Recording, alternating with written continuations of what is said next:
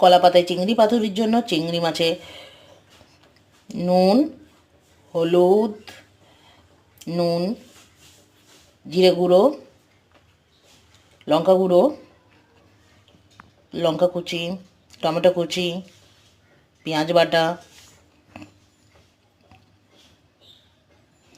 আদা রসুনের বাটা, ধনে পাতা,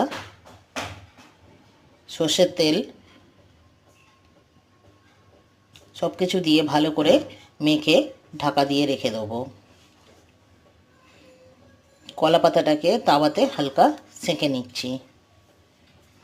এরপর কলা পাতায় ম্যারিনেট করা চিংড়ি দিয়ে সুতো দিয়ে বেঁধে নিচ্ছি।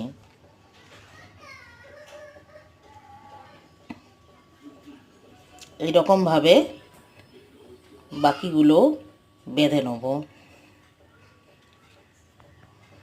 এরপর কড়াইতে তেল গরম করে পাতুরিগুলো দিয়ে উল্টে পাল্টে ভালো করে ভেজে নেব।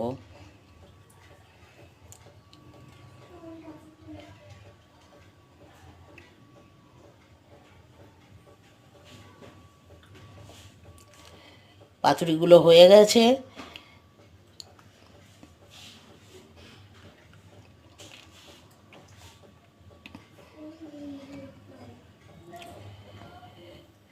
একটা আপনাদেরকে খুলে দেখাই কেমন হয়েছে দেখতে।